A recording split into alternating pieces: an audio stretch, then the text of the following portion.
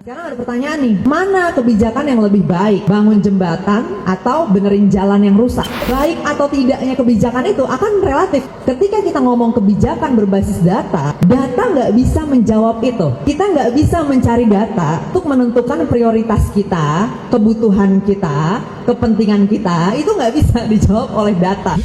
Kebutuhan, apalagi kebutuhan publik, justru harus dijawab oleh data dan bisa kalau mau. Tanpa data yang muncul bukan kebutuhan tapi preferensi pribadi atau kelompok. Ini bahaya.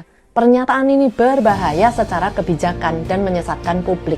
Kemarin saya diundang oleh British Embassy menjadi panelis dalam diskusi Bridging Education and Industry.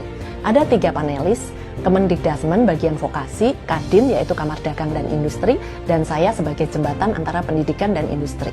Seorang audiens bertanya, apakah pemerintah punya data kebutuhan tenaga kerja per sektor industri?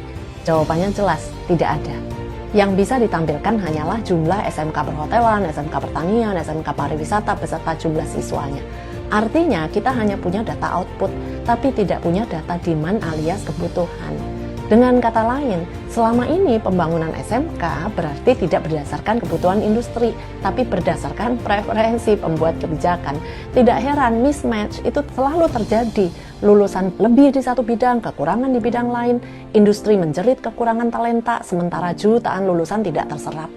Ini konsekuensi dari kebijakan yang tidak berbasis data. Karena itu saya ingin mengajak masyarakat lebih waspada. Hati-hati dengan orang yang menolak data, menolak transparansi, dan bersembunyi di balik preferensi alias suka-suka. Mereka akan selalu ada dan mereka akan selalu berusaha masuk ke ruang pengambilan keputusan. Kita mungkin tidak bisa mengubah tipe orang seperti itu. Menurut Harvard, pendidikan karakter termasuk integritas itu paling efektif ditanamkan sebelum usia 18 tahun. Lewat dari itu sangat sulit membangun ulang dari nol.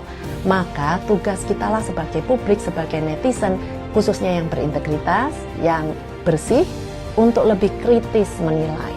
Jangan terpukau pada kepandaian berbicara. Pintar itu keren, tapi integritas itu fondasi.